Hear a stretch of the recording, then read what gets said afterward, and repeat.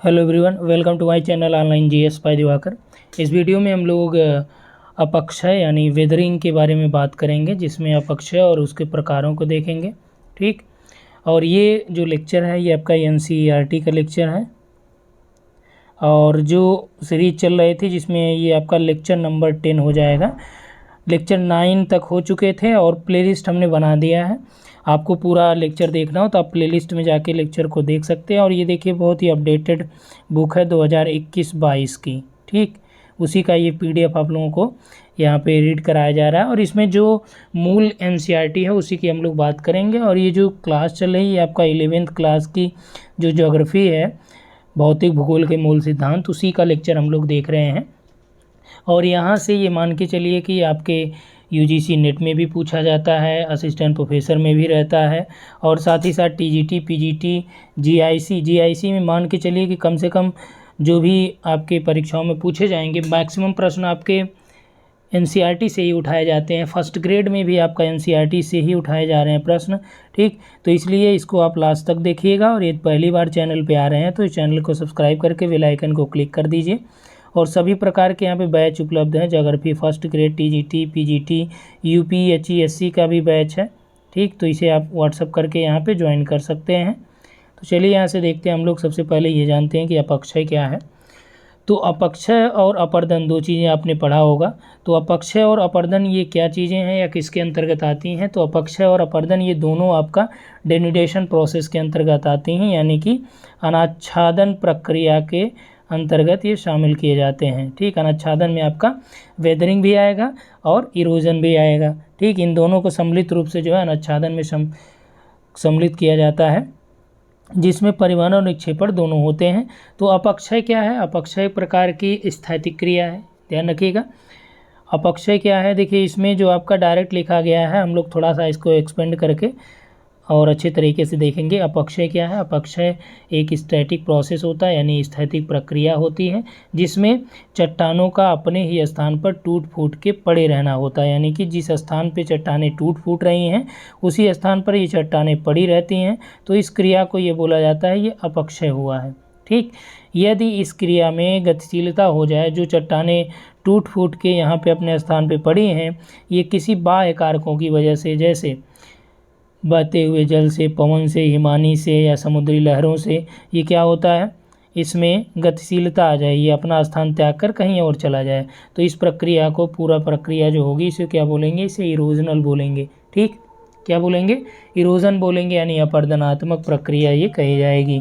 तो आपको समझ में आया वेदरिंग क्या है और इरोजन क्या है। तो हमने ये बताया वेदरिंग का मतलब ये कि ये चट्टानें हैं, टूट फूट के अपने स्थान पर पड़ी रहें, तो आपका वेदरिंग हो गया। ठीक, और इरोजन में जब वो परिवर्तन हो जाए, और यहाँ पे मोस्ट इम्पॉर्टेंट पॉइंट ये है कि weathering is a static process. Clear? चलिए, यहाँ पे अपक्षय के अंतर्गत वायुमंडलीय तत्वों को धरातल के पदार्थों पर की गई क्रिया शामिल होती है। अपक्षय के अंदर ही अनेक प्रक्रियाएं हैं जो पृथक या सामूहिक रूप से धरातल के पदार्थों को प्रभावित करती हैं। ठीक, आगे देखिए यहाँ पे क्या मेंशन है कि अपक्षय को मौसम एवं जलवायु के कारकों के माध्यम से शैलों को यांत्रिक विखंडन एवं रासायनिक वियोजन, यानी कि मैकेनिकल और डिकम्पोजिशन के रूप में परिभाषित किया जाता है।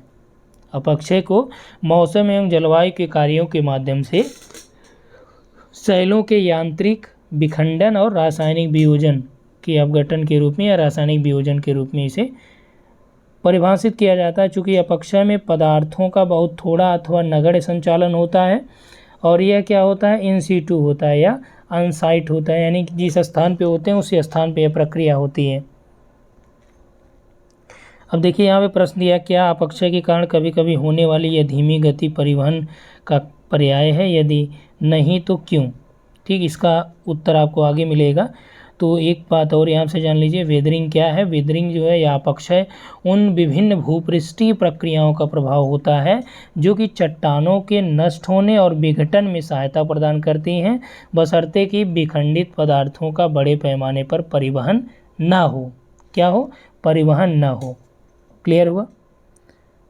अपक्षय में मुख्य रूप से दो प्रकार या दो प्रक्रम सम्मिलित किए जाते हैं। एक आपका भौतिक प्रक्रम होता है, जिसमें भौतिक प्रक्रियाएं होती हैं, जैसे चट्टानों के द्वारा विखंडन, यानी कि जो चट्टानें टूट गई, या फिर एक्सफोलिएशन यानी अपसल्कन होता है। तो भौतिक प्रक्रम में दो चीज़ें आपको जाननी पड़ी। चलिए यहाँ पे देख लेते हैं इसमें क्या लिखा है कि अपक्षय प्रक्रियाएं जटिल भौमिकी, जलवायविक, स्थलाकृतिक एवं वनस्पति कारकों द्वारा प्रानुकूलित होती हैं। इन सब में जलवायु का विशेष महत्व होता है। न केवल अपक्षय प्रक्रियाएं अपितु अपक्षय मंडल की गहराई भी एक जलवायु से दूसरे जलवायु में भिन्न भिन्न होती है। ये आपका चित्र दिया फिगर आगे है। अब देखिए यहाँ पे दे रखा है कि विभिन्न जलवायु प्रदेशों का अक्षांशों को अंकित कीजिए, उसमें प्राप्त विवरण की तुलना कीजिए। अपक्षय प्रक्रियाओं के 3 प्रकार हैं। एक आपका रासायनिक है, भौतिक है और जैविक अपक्षय है। ठीक। और अपक्षय का मुख्य रूप से हम लोग बात करें तो मुख्य रूप से इसके 2 ही प्रकार शामिल किए जाते हैं, भौतिक और रासायनिक। ठीक। भौतिक प्रक्रम में आपका क्या है, विखंडन और अपसल्कन हो जाता है। रासायनिक प्रक्रम में जैसे आपका जल है, ऑक्सीजन है, कार्बन डाइऑक्साइड है, इनके द्वारा चट्टानों में जो रासायनिक परिवर्तन होता है उसकी वजह से क्या होता है, वियोजन या विघटन की प्रक्रिया जो होती है उसको इसमें सम्मिलित किया जाता है। और इसे अनाच्छादन का पहला चरण भी कहते हैं। किसको, अपक्षय को। क्लियर। आगे देखिए, प्रमुख रूप से तो आपने ये देखा कि भौतिक और रासायनिक 2 परिवर्तन होता है। ठीक। जैविक कारक भी अपक्षय में अपना योगदान देते हैं और इसी के आधार पर अपक्षय में भाग लेने वाले कारकों को हम अलग अलग कर सकते हैं, जिसमें आपका भौतिक, यांत्रिक या रासायनिक और फिर आपका जैविक होता है। ठीक। और इसमें अलग अलग इनके कारक भी हैं, अलग अलग इनके प्रकार भी हैं। तो सबसे पहले आपको रासायनिक अपक्षय देखना है। ठीक। तो रासायनिक अपक्षय में जो कारक होते हैं, कारक में समझिए हम शॉर्ट में आपको बता दे रहे हैं। ऑक्सीजन है तो इसका जो प्रकार हो जाएगा ये ऑक्सीकरण हो जाएगा, इसकी वजह से जो अपक्षय हो। ठीक।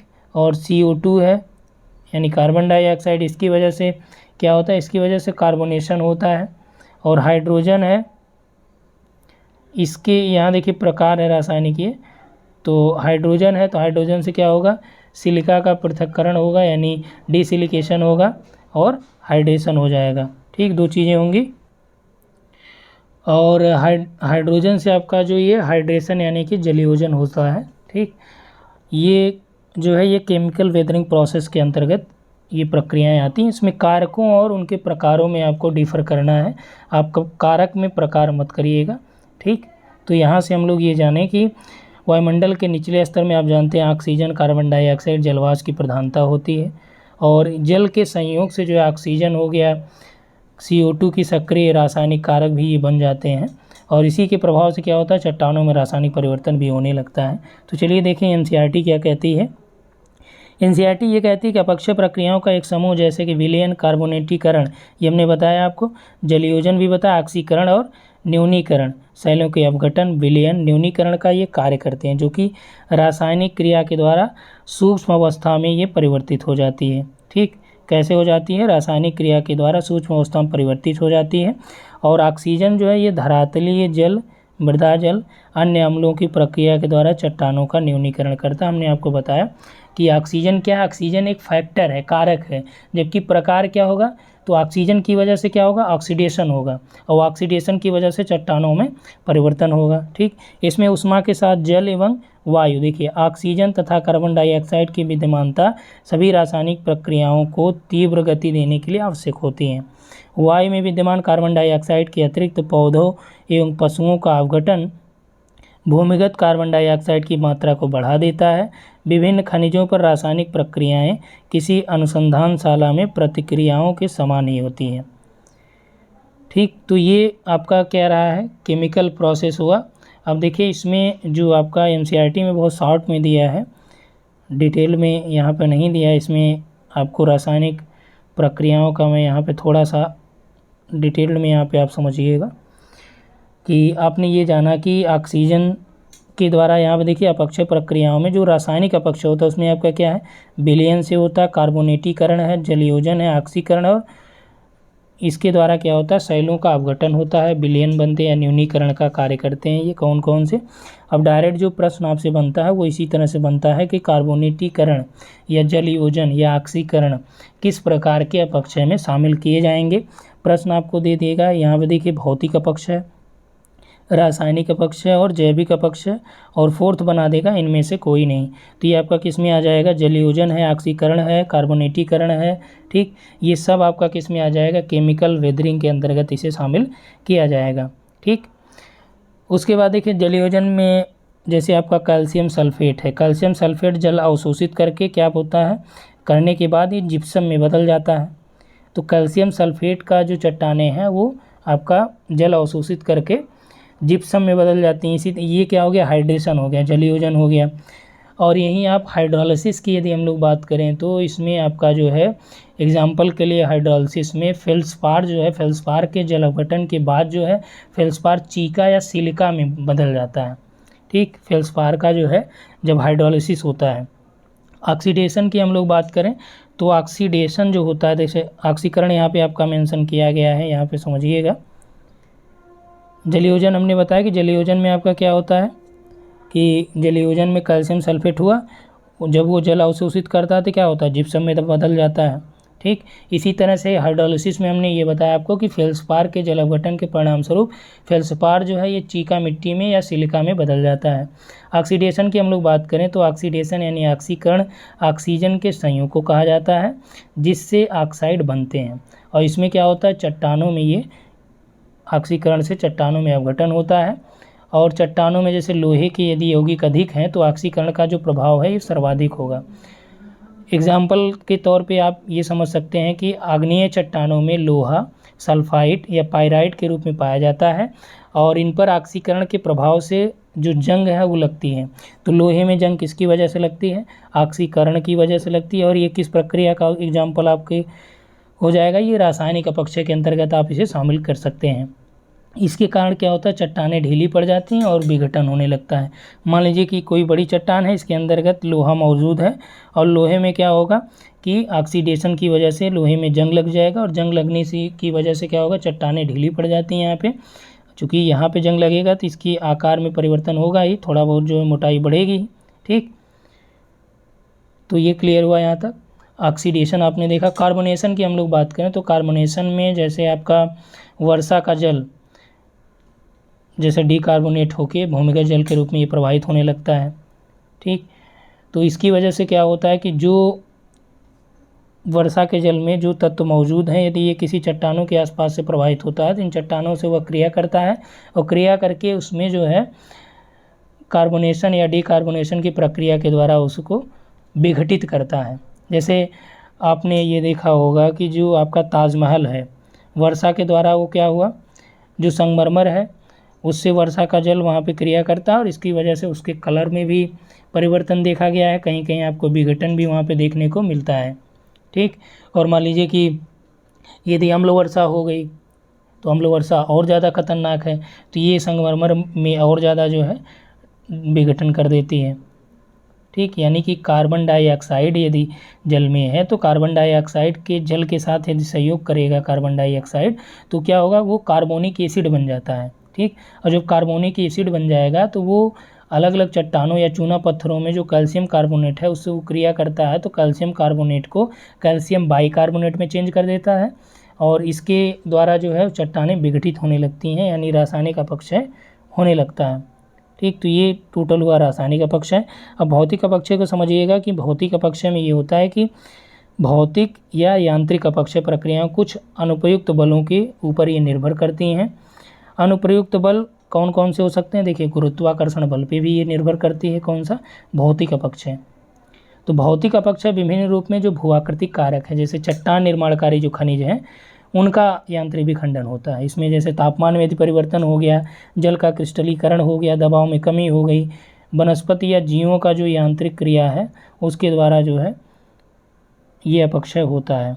तो चलिए नंबर 1 इसमें कौन कौन से बल काम करते हैं भौतिक अपक्षय में। एक आपका गुरुत्वाकर्षण बल हो गया, ऊपर देखिए यहाँ पे दिया गुरुत्वाकर्षण बल जैसे कि अत्यधिक ऊपर भार दबाव यानी कि या अपरूपण प्रतिबल की वजह से होता है।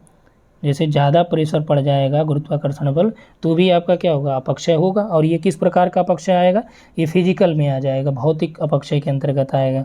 तापक्रम में परिवर्तन, क्रिस्टल रवों में वृद्धि और पशुओं के क्रियाकलाप के कारण उत्पन्न बल। ठीक, यानी तापक्रम में परिवर्तन हुआ, जैसे सूर्यातप में परिवर्तन हो गया तो इसकी वजह से भी क्या होगा, जो ताप में परिवर्तन की वजह से भी चट्टानों में विखंडन होगा। तो ताप में परिवर्तन क्या है, ताप में परिवर्तन एक आपका यांत्रिक अपक्षय का प्रकार हो गया और इसका कारक क्या होगा तापक्रम परिवर्तन का, ये सूर्यातप होगा। ठीक, सूर्यातप जो है इसका कारक बन जाएगा। इसी तरह से यदि जल का क्रिस्टलीकरण हम लोग बात करें तो ताप के कारण शैलों का जो कणकीय विखंडन होता है, ठीक, वो जल की वजह से ही होगा। तो यहाँ पे देखिए आपका मेंशन किया गया है कि क्रिस्टल रवों में वृद्धि और पशुओं के क्रियाकलाप से, पशुओं का जो क्रियाकलाप होता है तो पशुओं के खुरों से, जो उनके खुर होते हैं आप जानते हैं कि वो थोड़ा नुकीले होते हैं, उसकी वजह से भी विखंडन होता है। ठीक, शुष्कन एवं आर्द्रन चक्रों से निर्मित जल का दबाव और इसमें अंदर कई बल धरातल एवं विभिन्न धरातल के अंदर अनुप्रयुक्त होती हैं, जिसका परिणाम शैलों का विभंग होता है, यानी शैलों में फ्रैक्चर आ जाता है। तो ये आप यहाँ से केवल आपको ये जानना है कि भौतिक अपक्षय के लिए उत्तरदायी कारक कौन से हैं। तो उत्तरदायी कारकों में आपका सूर्यातप है, जल है, वायु है और दाब है। दाब में देखिए तुषार के द्वारा भी होता है, फ्रॉस्ट के द्वारा भी होता है। वायु जैसे मान लीजिए टेम्परेचर से आपका क्या हुआ, चट्टानों में विखंडन हुआ। ठीक, वायु क्या करती हैं, वायु अपने साथ छोटे छोटे कणों को भी लाती हैं। जब ये बड़े बड़े चट्टानों से टकराती हैं तो इसमें क्या होता है, इसमें भी विखंडन प्रक्रिया होती है, यानी कुछ न कुछ यहाँ से टूट टाट के यहाँ पे नीचे गिरता है, या अपने स्थान पे ये पड़ा रहता है। तो यहाँ तक क्लियर हुआ। अब देखिए जो नेक्स्ट है हमारे पास, तापक्रम में परिवर्तन को भी आपको डिफाइन कर दिया गया है। इसमें आपका तुषार या क्रिस्टलीन जो अपक्षय होता है, तो तुषार क्रिया से क्या होता है, शीत जलवायु की सबसे महत्वपूर्ण अपक्षय प्रक्रियाओं में से तुषार अपक्षय होता है। और चट्टानों में, रंध्रों में, दरारों में बार बार हिमीकरण या पिघलन से तुषार अपक्षय जो है ये अवघटित होता है या घटित होता है। इसमें चट्टानों में दरारें उत्पन्न हो जाती हैं और हिमीकरण के या द्वारा क्या होता है कि जो हिमीकरण की इसमें दर होती है वो बहुत ही महत्वपूर्ण होती है। क्लियर हुआ यहाँ तक। और इसके बाद देखिए शुष्कन का यहाँ तक हुआ आपका भौतिक अपक्षय प्रक्रियाओं में। यहाँ देखिए ये इंपॉर्टेंट है, भौतिक अपक्षय प्रक्रियाओं में अधिकांश तापीय विस्तारण एवं दाब के निर्मुक्त होने के कारण होता है। ये प्रक्रियाएं लघु एवं मंद होती हैं, परंतु कई बार संकुचन एवं विस्तारण के कारण शैलों के सतत श्रांति के फलस्वरूप ये शैलों को बहुत हानि पहुंचाता है। ये मोस्ट इंपॉर्टेंट है, ये लाइन आप याद रखिए। भौतिक अपक्षय प्रक्रियाएं अधिकांशतः तापीय विस्तारण या दबाव के निर्मुक्त होने यानी प्रेशर रिलीज होने के कारण जो है ये होती हैं। क्लियर हुआ। अब देखिए जैविक कार्य एवं अपक्षय, तो बायोलॉजिकल एक्टिविटी एवं वेदरिंग की हम लोग बात करें तो इसके अंतर्गत भौतिक और रासायनिक अपक्षय की क्रियाओं में वनस्पतियों एवं जीव जंतुओं की भूमिका को इसमें सम्मिलित किया जाता है। जैविक अपक्षय में जीवों की वृद्धि या संचलन से उत्पन्न अपक्षय वातावरण भौतिक परिवर्तन के खनिजों एवं आयन के स्थानांतरण की दिशा में एक योगदान है, जिसमें आपका केचुआ हो गया, दीमक हो गया, चूहा, कृंतक, इन जीवों के द्वारा क्या होता है, इनसे बिल खोदे जाते हैं, इसके द्वारा नई सतहों का निर्माण भी होता है, आप जानते हैं। और केचुआ को जो है ये किसानों का मित्र भी कहा जाता है। ठीक, इसमें देखिए आपका दिया कि जिससे रासायनिक प्रक्रिया के लिए अनावृत सतह में नमी एवं हवा के वेदन में सहायता भी मिलती है। और मानव भी वनस्पतियों को अस्त व्यस्त कर देता है। खेत जोत कर मिट्टी में कृषि करके धरातली पदार्थों में वायु, जल एवं खनिजों के मिश्रण तथा उसमें नए संपर्क स्थापित करने में सहायक होता है। सड़ने वाले पौधों एवं पशुओं के पदार्थ जैसे ह्यूमुक है, कार्बनिक है, वह अन्य अम्लों जैसे तत्वों के उत्पादन में योगदान देते हैं, जिससे कुछ तत्वों का सड़ना, क्षरण, घुलन बढ़ जाता है और पौधों की जड़ें धरातल के पदार्थों पर जबरदस्त प्रभाव डालती है, जिस उन्हें यांत्रिक ढंग से तोड़कर अलग अलग कर देती हैं। अब यहाँ से आप समझिए जैविक अपक्षय। तो जैविक अपक्षय आपने ये देखा कि केचुआ हो गया, दीमक हो गया, चूहे हो गए, ये क्या करते हैं, बिल खोदते हैं और इसकी वजह से क्या होता है कि उनमें अलग अलग सतहों का निर्माण होता है और इससे जो धरातल में या मृदा में वायु या नमी प्रवेश कर पाती है। और मानव के द्वारा क्या होता है, कृषि कार्य होता है, निर्वनीकरण होता है, पशुचारण होता है। ठीक, जुताई, गुड़ाई, बुआई होती है, जुताई होगी तो क्या होगा, इससे भी आपका वो मृदा में अपक्षय होगा। ठीक, पौधों की जड़ें क्या करती हैं, चट्टानों को भेद कर अपक्षय की क्रिया को सहायता पहुंचाती है। अब देखिए, आपने अक्सर देखा होगा, जैसे आपके घर के आसपास जो पुराने मकान होते हैं, तो पुराने मकानों में क्या होता है कि यहाँ पे कोई पौधा उगाया, ठीक, पीपल वगैरह अक्सर उगाते हैं, तो पौधा उगाया, तो इसकी वजह से क्या होगा, आप देखेंगे यहाँ पे आपका चट्टानों में क्रैक पड़ जाएगा, दरारें पड़ जाएंगी, ठीक। और ये पौधा जो है, मान लीजिए आपका थोड़ा सा मोटा जब हुआ, तो ये इनको और ज़्यादा प्रभाव इस पे डालता है, यानी कि इनके जो क्रैक हैं वो और ज़्यादा बढ़ने लगते हैं, ठीक। और यही यदि रहने दिया जाए तो ये जो पूरी दीवार है जो आपकी, ये टूट भी जाती है। और यही क्रिया बड़े बड़े चट्टानों के बीच भी होती है, ठीक। तो पौधे एवं जंतुओं के निम्नीकरण से जो ह्यूमिक या कार्बनिक या अन्य अम्लों का उत्पादन होता है, इससे भी कुछ तत्वों का क्षरण एवं घुलन दर में वृद्धि भी होती है, ठीक।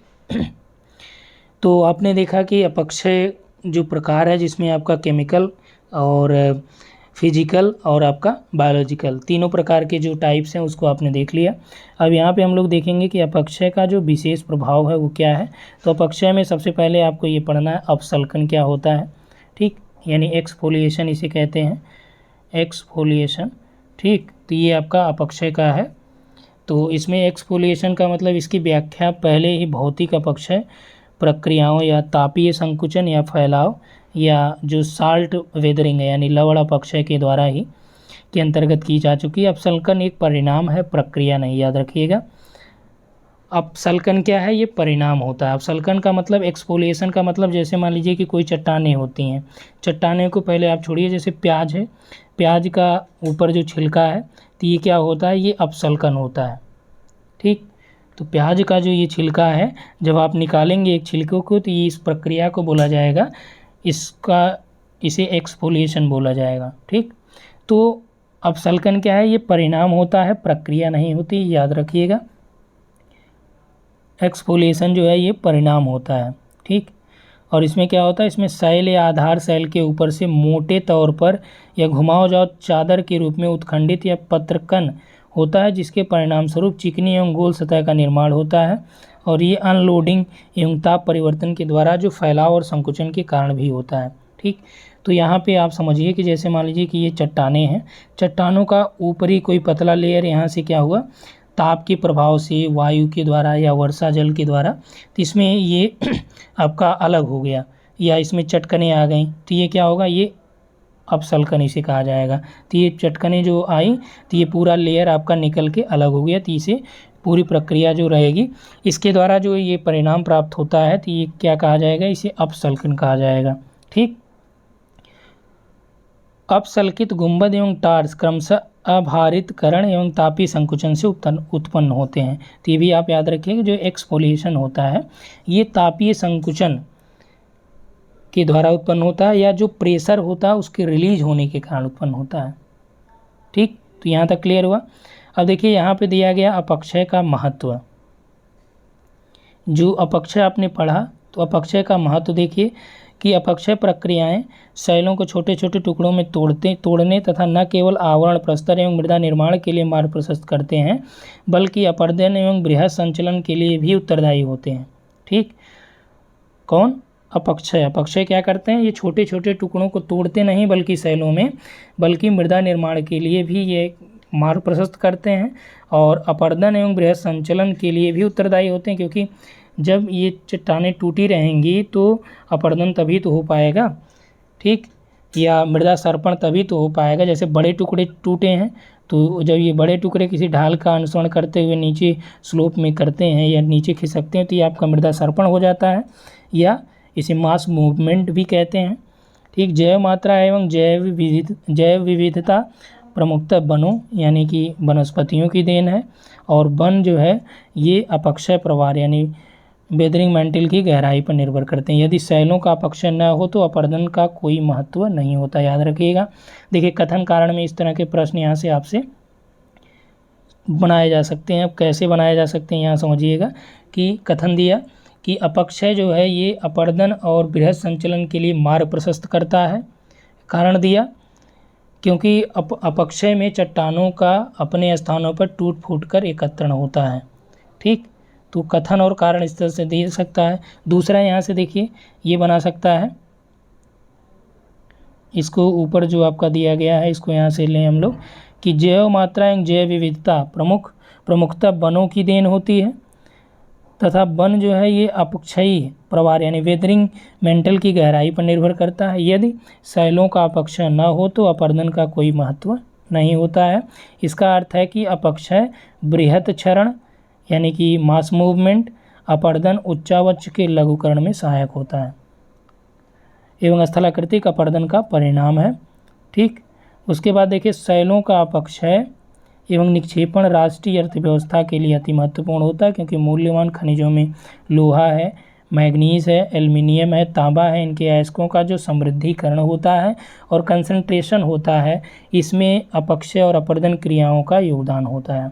अपक्षय मृदा निर्माण की एक महत्वपूर्ण प्रक्रिया है, मोस्ट इम्पॉर्टेंट है ये लाइन आप याद रखिएगा, इसको नोट डाउन कर लीजिए कि अपक्षय के द्वारा मृदा निर्माण का मार्ग कौन प्रशस्त करता है, अपक्षय या अपरदन। तो आप क्या लगाएंगे, अपक्षय लगाएंगे कि अपक्षय जो है ये मृदा निर्माण की एक महत्वपूर्ण प्रक्रिया होती है। जब शैलों का अपक्षय होता है तो कुछ पदार्थ भूमिगत जल द्वारा रासायनिक एवं भौतिक निक्षालन के माध्यम से स्थानांतरित हो जाते हैं तथा शेष बहुमूल्य पदार्थों का संकेंद्रण हो जाता है। इस प्रकार के अपक्षय के हुए बिना बहुमूल्य पदार्थों का संकेंद्रण अपर्याप्त होगा तथा आर्थिक दृष्टि से उनका दोहन तथा शोधन के लिए व्यवहार्य भी नहीं होगा। इसी को समृद्धिकरण कहते हैं। शैलों का जब अपक्षय होता है तो क्या होता है, कुछ पदार्थ जो है भूमिगत जल के द्वारा रासायनिक या भौतिक अपक्षय के माध्यम से स्थानांतरित होते ही हैं और जो बचे रहते हैं वहाँ पे उन पदार्थों का क्या होता है, संकेंद्रण होता है और जो संकेंद्रण होता है उसी के द्वारा क्या होता है, उनका आर्थिक दोहन जो है हम लोग कर सकते हैं और इसी को समृद्धिकरण कहा जाता है। ठीक, अब देखिए यहाँ पे जो नेक्स्ट पॉइंट दिया गया है मास मूवमेंट भी इसमें आया है पॉइंट, तो मास मूवमेंट को भी आप समझेंगे कि बृहत संचलन। चलिए यहाँ पे मास मूवमेंट से पहले आपको एक पॉइंट यहाँ पे हम लोग देख लें कि अपक्षय को नियंत्रित करने वाले कारक कौन से हैं। ठीक, अपक्षय को नियंत्रित करने वाले कारक कौन से हैं, तो अपक्षय को नियंत्रित करने वाले कारकों में चट्टानों का संगठन, जो चट्टानें होती हैं उनका संगठन और उनकी संरचना महत्वपूर्ण होती है। ठीक, और वनस्पति की जो वहाँ पे मात्रा है, भूमि का जो ढाल है, ठीक, और जलवायविक दशाएं, ये जलवायविक दशाएं भी अपक्षय को नियंत्रित करने वाले कारकों में शामिल की जाती हैं। ठीक, तो अलग अलग इसके बारे में हम लोग डिटेल देखेंगे ही। तो पहले हम लोग एनसीईआरटी कंप्लीट कर लेते हैं, जो आपका बैच चल रहा है, बैच में आपको कंप्लीट डिटेल मिलेगा ही। अब देखिए यहाँ पे बृहत संचलन की हम लोग बात करें, मास मूवमेंट की बात करें, तो बृहत संचलन के अंतर्गत वे सभी संचलन आते हैं जिसमें शैलों का बृहत मलबा यानी गुरुत्वाकर्षण के सीधे प्रभाव के कारण ढाल के अनुरूप स्थानांतरित होता है। चलिए, एक पॉइंट ये आपसे पूछा गया प्रश्न है कि बृहत संचलन या मास मूवमेंट या भूस्खलन किसका प्रभाव होता है, तो ये आपका गुरुत्वाकर्षण का प्रभाव होता है। तो आप क्या लगाएंगे, डायरेक्ट देखिए यहाँ पे लिखा गया है ये गुरुत्वाकर्षण के सीधे प्रभाव के कारण जो है ढाल के अनुरूप ही स्थानांतरित होता है। इसका तात्पर्य है कि वायु, जल, हिम ही अपने साथ जो है ये क्या करते हैं, एक स्थान से दूसरे स्थान तक मलबा नहीं ढोते हैं, बल्कि मलबा को अपने साथ वायु, जल या हिम ले जाते हैं। यानी जो भू आकृतिक कारक हैं ये इसको ले जाते हैं और बृहत मलबे यानी कि जो मास मूवमेंट होता है, यानी बड़े जो मास होते हैं उनके संचलन की गति जो है बहुत मंद होती है। ठीक, धीरे धीरे वो तीव्र हो सकती है, जिसके बाद जो है पदार्थों के छिछले से गहरे स्तंभ को प्रभावित करती है, जिसके अंतर्गत विसर्पण है, बहाव है, स्खलन है, इसको सम्मिलित किया जाता है। गुरुत्वाकर्षण बल जो है ये आधार शैल या अपक्षय से पैदा सभी पदार्थों पर अपना प्रभाव डालता है। कौन, गुरुत्वाकर्षण बल जो है ये अपक्षय से उत्पन्न या आधार शैलों पर भी अपना प्रभाव डालता है। यद्यपि बृहत संचलन यानी मास मूवमेंट के लिए अपक्षय अनिवार्य नहीं है, याद रखिएगा, मास मूवमेंट के लिए अपक्षय अनिवार्य नहीं होता है, लेकिन मास मूवमेंट की तीव्रता को अपक्षय यानी वेदरिंग जो है इसे बढ़ावा देता है। ठीक, बृहत संचलन अपक्षयित ढालों पर अनअपक्षयित पदार्थों की अपेक्षा बहुत अधिक सक्रिय होता है। ये भी याद रखिएगा कि बृहत संचलन यानी जो मास मूवमेंट होता है ये जो अपक्षयित ढाल होते हैं यानी जो वेदरिंग स्लोप होता है उस पर जो अनवेदरिंग होता है, जहाँ पे वेदरिंग नहीं होती है, उन पदार्थों की अपेक्षा बहुत अधिक सक्रिय होता है। ठीक, क्योंकि जो वेदरिंग स्लोप है यहाँ पे जो मान लीजिए कि यहाँ पे उच्चावच होता है, इसमें वेदरिंग के द्वारा परिवर्तन हो जाता है, स्लोप सीधा हो जाता है और इसकी वजह से क्या होता है, मास मूवमेंट को ये तीव्रता प्रदान करता है, यानी अधिक सक्रिय हो जाता है अपेक्षाकृत किसके, जहाँ पे वेदरिंग मैटर हो, यानी कि जहाँ पे वेदरिंग पदार्थ होते हैं और जहाँ पे वेदरिंग पदार्थ नहीं होते हैं। ठीक, तो यहाँ पे आप समझिएगा कि मान लीजिए कि यहाँ पे वेदरिंग हुआ है तो इसका ये स्लोप और सीधा हो जाएगा। ठीक, क्योंकि जो उच्चावच यहाँ पे होंगे ऊंचे नीचे स्थिति, तो इसको वेदरिंग यानी अपक्षय के द्वारा ये सपाट कर दिया जाता है। ठीक, तो इसके द्वारा जो मास मूवमेंट यहाँ पे तेज होगा, यहीं पे कोई स्लोप इस तरह से है और यहाँ पे जो मास मूवमेंट होगा ये उतना सक्रिय नहीं होगा जितना ये वाला सक्रिय होगा, वही यहाँ पे लिखा गया है। ये भी आपके लिए महत्वपूर्ण है। यहाँ पे आप ध्यान रखिएगा कि जो मास मूवमेंट होता है अपक्षय के द्वारा वो उत्पन्न नहीं होता, बल्कि अपक्षय के द्वारा उसमें तीव्रता प्रदान की जाती है। बृहत संचलन में गुरुत्वाकर्षण शक्ति सहायक होती है तथा कोई भी भू आकृतिक कारक जैसे प्रवाहित जल है, हिमानी है, वायु है, लहर है, धारा है, ये क्या करता है, ये बृहत संचलन की प्रक्रिया में सीधे रूप से सम्मिलित नहीं होते हैं। इसका अर्थ ये है कि बृहत संचलन अपर्दन के अंतर्गत नहीं आता है। यद्यपि पदार्थों का जो संचलन है गुरुत्वाकर्षण की सहायता से होता ही है, तो ये एक स्थान से दूसरे स्थान तक होता रहता है। ढाल पर पदार्थ बाधक बलों के प्रति अपना प्रतिरोध प्रस्तुत करते हैं, ये आप जानते हैं, जैसे आपने फिजिक्स पढ़ा होगा इंटर में। तो यहाँ पे आप देखेंगे कि ये एक तो जो आपका पदार्थ है इसका भार काम करेगा नीचे mg, ठीक, और इसका जो घर्षण है ये काम करेगा ऊपर, यानी इसके प्रतिरोध बल में। ठीक, ये आपका R आप कह सकते हैं, रेजिस्टेंस जो इसका होगा। ठीक, तो यानी कि इसका भार mg नीचे काम करेगा और प्रतिरोध बल ऊपर काम करेगा, इसीलिए ये थोड़ा सा बैलेंस होता है। जब mg ज़्यादा हो जाएगा तो ये नीचे धीरे धीरे स्लोप करेगा, यानी नीचे खिसकेगा। ठीक, तो यहाँ पे देखिए नेक्स्ट पॉइंट है कि ढाल पर पदार्थ जो है बाधक बलों के प्रति अपना प्रतिरोध प्रस्तुत करते हैं एवं तभी असफल होते हैं जब बल पदार्थों के अपरूपण प्रतिरोध से महांतर होता है। वही हमने बताया कि जब बल ज़्यादा हो जाएगा उसका mg ज़्यादा हो जाएगा और r कम हो जाएगा, यानी r जो है जब कम हो जाएगा mg से, ठीक, तो क्या होगा, तब पदार्थ नीचे खिसकने लगेगा। असंबद्ध कमजोर पदार्थ छिछले संस्तर वाले शैलों, भ्रंश, तीव्रता से झुके हुए संस्तर या खड़े भृगु या ढाल, तीव्र ढाल, तो पर्याप्त वर्षा या मूसलाधार वर्षा, वनस्पति का अभाव, ये बृहत संचलन में सहायक होते हैं। यानी मास मूवमेंट सहायक चीज़ें क्या क्या हैं, असंबद्ध कमजोर पदार्थ, छिछले संस्तर वाली शैलें, भ्रंश, तीव्रता से झुके हुए संस्तर या फिर जो तीव्र ढाल हो, पर्याप्त वर्षा है, मूसलाधार वर्षा है, वनस्पति का यदि अभाव है उस ढालों पे, तो ये क्या करते हैं, ये मास मूवमेंट में बहुत सहायक होती हैं। तो ये भी आप ध्यान रखिएगा। आगे देखिए कि बृहत संचलन की सक्रियता के कई कारक होते हैं। अब कौन कौन से कारक हैं, नंबर 1 है इसमें आपका प्राकृतिक एवं कृत्रिम साधनों के द्वारा ऊपर के पदार्थों के टिकने के आधार का हटाना, यानी जो ऊपर पदार्थ यहाँ पे हैं जहाँ पे ये मास टिक जाता है तो इसको हटा दिया जाए तो ये स्लोप बढ़ जाएगा। ठीक, यानी स्लोप बढ़ जाएगा तो और ये खिसकेगा और तेज से। ढाल की प्रवणता एवं ऊंचाई में यदि वृद्धि कर दिया जाए तो भी बृहत संचलन में सक्रियता होगी। ठीक, पदार्थों के प्राकृतिक अथवा कृत्रिम भराव के कारण उत्पन्न अतिभार है। और चौथा दिया है कि अत्यधिक वर्षा या संतृप्त एवं ढाल के पदार्थों के स्नेहन, यानी जो लुब्रिकेशन वहाँ पे होता है, इसके द्वारा उत्पन्न जो अतिभार है ये भी सक्रियता प्रदान करता है। मूल ढाल की सतह पर, यहाँ पर देखिए मूल ढाल की सतह पर से पदार्थ जो है, पदार्थ का भार हटाना, भूकंप आना, ये भी क्या है, बृहत संचलन में सहायक होता है। विस्फोट या मशीनों का कंपन भी बृहत संचलन में सहायक होता है। अत्यधिक प्राकृतिक रिसाव, ये भी इसमें सहायक होता है। झीलों एवं जलाशय या नदी में जो भारी मात्रा में जल का निष्कासन किया जाए, इसके द्वारा जो ढाल या नदी तटों के नीचे का जो जल है ये मंद गति से बहता है। ठीक, प्राकृतिक वनस्पति का अंधाधुंध विनाश हुआ। संचलन को देखिए यहाँ पे जो बृहत संचलन है इसको 3 रूपों में डिवाइड किया गया है। एक आपका अनुप्रस्थ विस्थापन है, और ये क्या होता है, इसमें देखिए अनुप्रस्थ में आपका दिया है कि तुषार वृद्धि या अन्य कारणों से मृदा का जो अनुप्रस्थ विस्थापन होता है। ठीक, एक होता है अनुदैर्ध्य और एक होता है अनुप्रस्थ। ठीक, उसके बाद देखिए यहाँ पे आपका दिया गया प्रवाह और भूस्खलन। ठीक, तो यहाँ पे आपका आगे है भूस्खलन है, और भूस्खलन के बाद यहाँ पे देखिए अपक्षय और निक्षेपण है।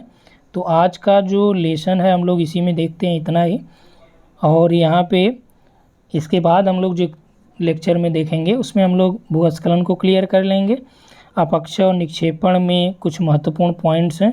अब यहाँ से देखिए आपका मोस्ट इम्पॉर्टेंट यहीं से प्रश्न ज़्यादातर बनेंगे। और मृदा निर्माण हम लोग देखेंगे, सॉइल प्रोफाइल, और इसके कारक कौन से हैं। ठीक, तो इतना जो है आपका कल होगा। और कल हम लोग इसमें अलग से कुछ प्रश्नों को भी इंक्लूड कर लेंगे जो मान लीजिए आपके टीजीटी पीजीटी में पूछा गया, यूजीसी नेट में भी पूछा गया है, हायर में पूछा गया है। तो इन प्रश्नों को भी यहाँ पे हम लोग ऐड कर लेंगे। ठीक, तो ये जो एनसीईआरटी का लेक्चर चल रहा है इसको आप सभी लेक्चर को प्रॉपर देखिए। और यहाँ से आप देखेंगे कि आपकी परीक्षाओं में हूबहू प्रश्न पूछे गए हैं। और आगे जब पूछे जाएंगे, देखिए इसमें कई प्रश्न ऐसे होते हैं जो लाइन यहाँ पे इम्पॉर्टेंट होती है, और कुछ ऐसा होता है जो इम्पॉर्टेंट नहीं होती लेकिन वो महत्वपूर्ण होती है। उस आधार पे कि जब हम लोग ये पढ़ते हैं तो इसको छोड़ देते हैं कि यार यहाँ से नहीं पूछा जाना है, लेकिन आप देखेंगे उन चीज़ों को ही एग्जामिनर जो वहाँ पे प्रश्न बना रहा है। तो इसलिए इसको कम से कम जो एनसीईआरटी उसको 2-3 बार इसकी वीडियो को आप देखेंगे तो कुछ न कुछ आपको यहाँ पे नया चीज़ें देखने को, हर बार कुछ न कुछ नया चीज़ें मिलेंगी ही। ठीक, तो इसलिए आप इसको नोट डाउन भी यहाँ पे कर सकते हैं। इस वीडियो में इतना ही। Thanks for watching.